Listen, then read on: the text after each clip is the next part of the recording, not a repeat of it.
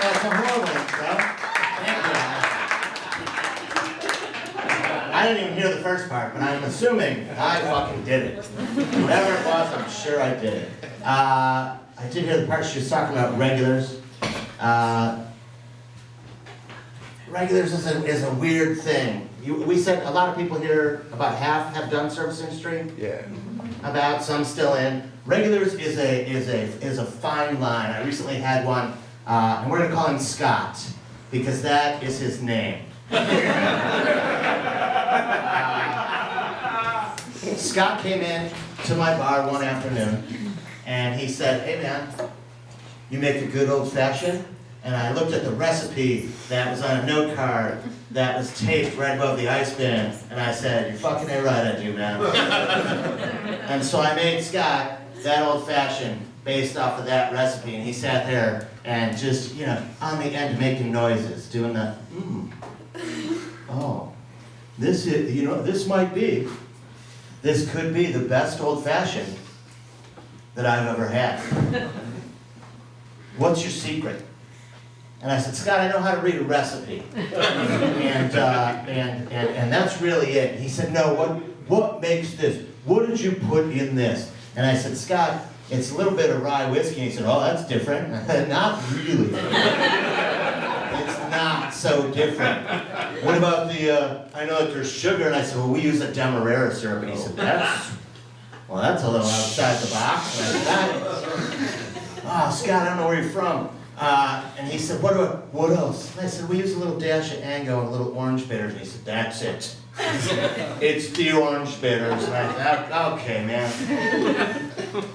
Scott, here's your check. I'm going to have to ask you to leave for the day." The following week, Scott comes back twice that week on both of my shifts. And he has old fashions each time. And each time, he's just commenting on how amazing, just incredible these old fashions are. And after a few, I'm like, "Oh man, you gotta be somewhere." And we move Scott along. And then pretty soon, Scott is there just about every day that I work. And then we start this little dance where after his like third old fashioned, he'd start doing shit like, I don't know. My firm could really use somebody who thinks outside the box, like someone who uses orange bitters.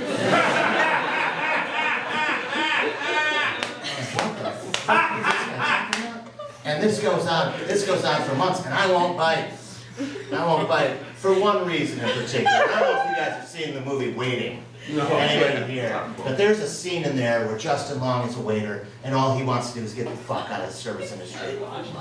And he's memorizing these people's order, and the guy keeps going, "I think I got a spot for you at my company." And at the end of the fucking meal, the guy hands him a card, and it is for a steakhouse, and it is a lateral move. And that's really heartbreaking for the kid, and that's all I could think with Scott is like, I know what he's gonna do. I'm gonna bite. I'm gonna be like, "Hey Scott, you know what? I'm interested in that job." And he's gonna be like, "Cool, I'm the GM at the Chili's To Go. And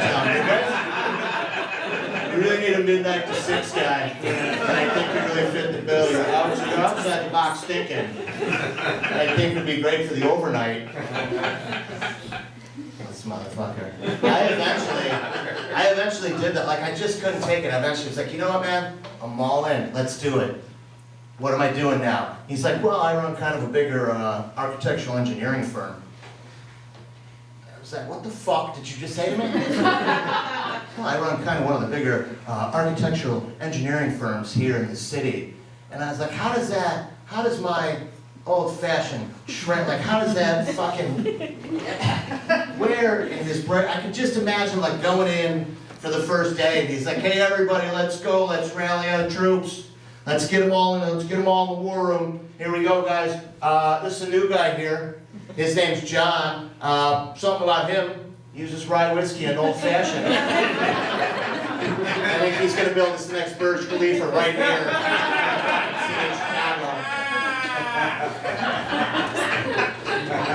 Guys, everybody get in the room. Let's powwow, everybody. Everybody in here. Sheila, how you doing? Okay, here we go, you guys. This is John. He uses a Demerara syrup. We're gonna cut this motherfucker loose on the whole skyline." Guys, this is OB. We're calling him OB. He uses orange bitters. He uses orange bitters. We're calling him OB here in the office. I bet this guy can draw a fucking sturdy bridge. That firm no longer exists. Could you believe that? That he ran it under. He drinks too much. Oh, you guys, I do a lot of different bartending around the city still. Too much, if you ask me. Any amount is too much for me. I work at a place that has a must-have item. You guys know some of those types of places? Like, this is not a place that I work at, but I'm gonna mention it. It's called, like, have you ever been to Chicago Pizza and Oven Grinder? Yeah. You gotta go there, you gotta have that. If you go here, you gotta have that. I work at a place where the must-have item is called a Campfire S'mores Milkshake. And people come in and they say things like, I flew here all the way from Charlotte, North Carolina to have a Campfire S'mores Milkshake. And I say, that's weird that you come to a fucking baseball stadium for a goddamn milkshake. I think I might have just blew where I work. The worst thing that happened is a guy came in, he said, hey, can I talk to you for a second? I said, yeah. He said, hey, I just got the milkshake. And I said, okay. And he said, this thing doesn't taste like a campfire at all. I was like, go on. Thank you. And he said, yeah. It just tastes like chocolate with s'mores on top. I said, well, it's the Campfire S'mores Milkshake, the chocolate milkshake, and on top of it is a crumbled graham cracker, and some Hershey's chocolate, and some marshmallows. And he said, sure, but have you ever, like, stood next to a campfire? Like, it doesn't taste like that.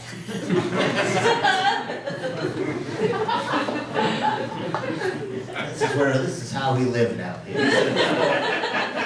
That's around us. He was expecting like a smoldering cedar down the fire, like a smoked pine milkshake. Oh, God, I can't wait for that in March. It's so exciting. You guys familiar with when a manager comes to you and they say something like, if you've got time to clean, you've got time to clean. Kill yourself, sure. Yeah, who said kill yourself? That's exactly what I think every time. Kill yourself, motherfucker. That's exactly what I want to say to them every time, because I believe if I have time to lean, then I have time to gamble on things like how many straws can I throw down that sewer grate?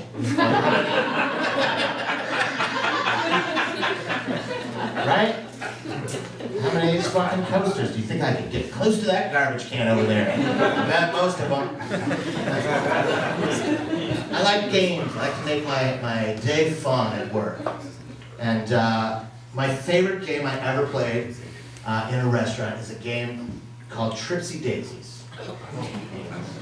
I played this game in a restaurant that we will call the Beefcake Smacktory.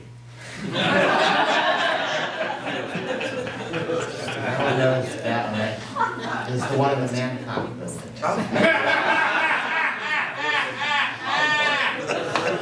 So Tripsy Daisies, who wants to guess what Tripsy Daisies was as a game? Does anybody want to venture a guess on Tripsy Daisies? Trip each other is a good guess. Trip the guess. Yes. That's a good guess as well. There's always a slippery spot somewhere. Always a slippery spot somewhere. I did see someone go into a grease trap there. It was phenomenal. I'll never forget that. These people are on drugs. What are they on? You are the closest. The game is this. Here are the rules of Tripsy Daisies. You had to get some sort of psychedelic into the food or drink of a consenting coworker during shift.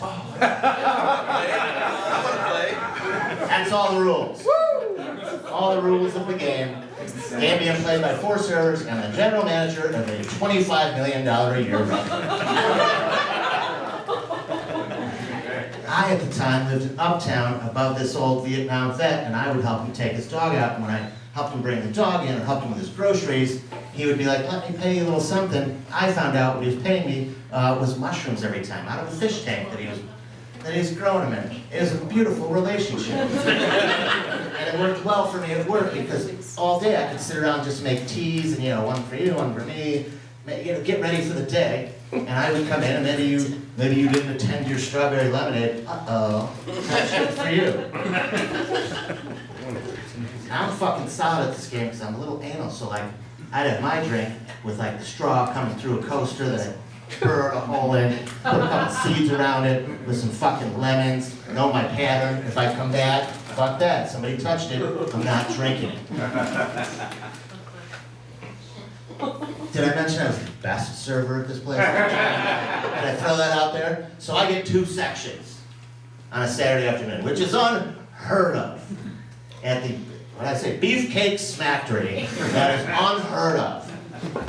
And I'm getting busy, and we're seating, we're filling my section. All of a sudden I get a call for a team run. I run back, we run out all the food. I come back, oh my God, I just got seated at a huge party. I better drink this drink. And I looked at it and thought, well, that doesn't look exactly right, but I'm thirsty. And so I rip it down, and I go out and I start taking orders, and everything's cool.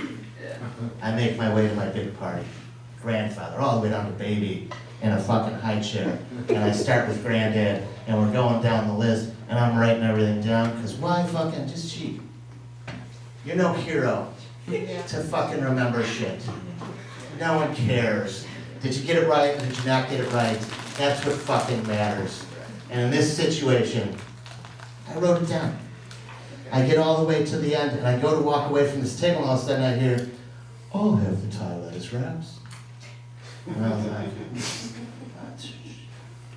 what? And it was the baby.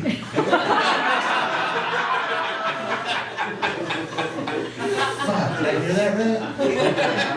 I think I heard that right. I better write it down. And so I went back to the POS and I'm putting it in, and I'm like, that's interesting. Man, fucking in the future. And I'm going down, I'm putting everything in, and all of a sudden, this is how I knew I was fucked up. I didn't know up until this point. I go to put the Thai lettuce wraps into the computer, and all of a sudden I'm thinking, oh, that baby doesn't have the teeth to like. I really can't chew this shit. Like, definitely doesn't have the endocrine system to digest. What is happening here? And all of a sudden I'm like, oh shit, and I look over at the kitchen, and everyone's just standing there nodding.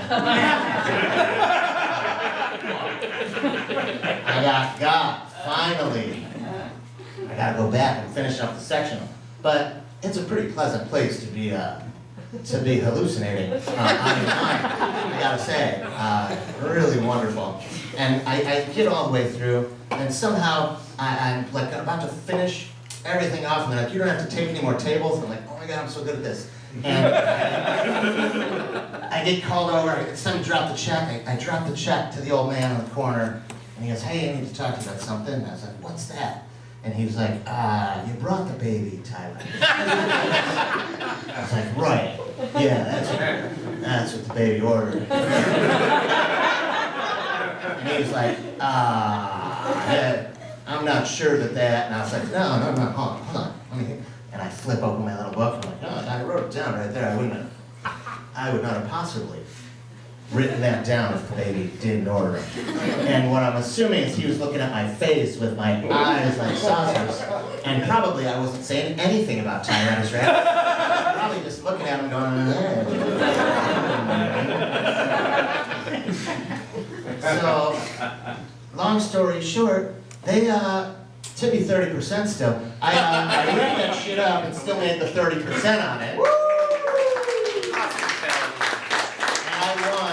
I won the game so hard that night. Like, I won so fucking hard that they're like, you don't ever have to come here. Ever again. The game is over. And you won, and you just graduated to your own apartment and never having to come here ever again.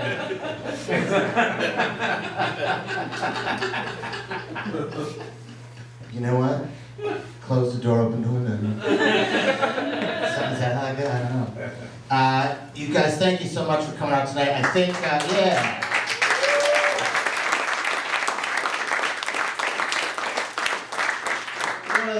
I'm not sure if Kate mentioned it earlier, because I was drinking beer over there, is that this also doubles as a fundraiser. So the money that you spent to get in here tonight, we take that, we buy a few drinks for the performers, and everything left over, we give to somebody in the Chicago service industry who's having a hardship. Whatever we can do, just, you know, give somebody 2 days off. It's not salary work. So,